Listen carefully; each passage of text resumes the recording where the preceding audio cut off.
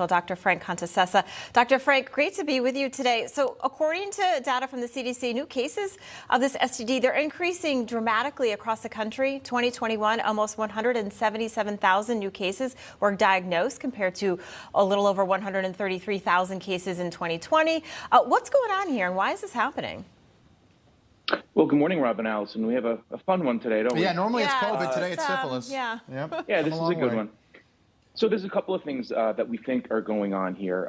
Number one, rates of most sexually transmitted infections were on the rise prior to COVID. Then everything sort of dropped off during COVID. People were staying apart, people were isolating, and the numbers started to come down. Now they're moving back up again. So syphilis is rising tremendously. Gonorrhea is rising tremendously. Chlamydia stayed about the same. Number one, condom use is down among the younger generations right now.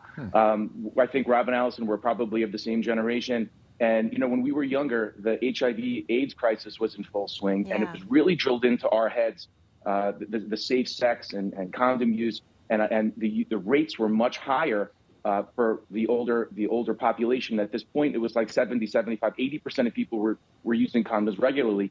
For the younger people now, it could be 50 or 55%. So they're just not getting the message as strongly as we did maybe during the HIV crisis. Wow. There's also the rise of things like dating apps. And, you know, I've been happily married for 18 years, but from what I've been told from other people, casual relationships have become very easy. I've heard about this as well, days. Doctor. Yeah. I've heard about this. Yes. It's become very, very easy. So I think people are being more promiscuous, riskier sexual behaviors, and multiple sexual partners. Yeah, you have to be closer than 6 feet apart to get syphilis. Sure. Do you think that has something to do with it, though? That, like COVID, everyone was kind of hunkered down for a little while, and now everybody's out just having a good time? Yeah, that probably did have something to do with it. There's probably some pent-up energy that needed to be released. But if you look at the curve, you know, it was going on a line, then there was the dip, and now the previous line has just sort of has restarted, and I think that's what we're seeing. All right. There's also something else, just briefly, you know, I think the spread happens also because with these types of infections, many people are asymptomatic. You know, you don't always know that you have it. Many people do, but with something like syphilis, up to half of cases, you have really no noticeable symptoms, so it's very easy to be spread. So people, can they get tested easily and that sort of thing? Testing is very easy.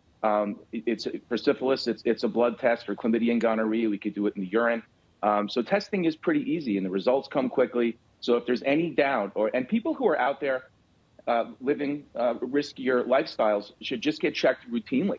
Every certain, maybe every 3-4 months, they should just go in for testing because you may not know that you have one of these illnesses, and you could be spreading it without even knowing it. HPV was a really big deal as well pre-pandemic. Are you seeing an increase in cases there as well?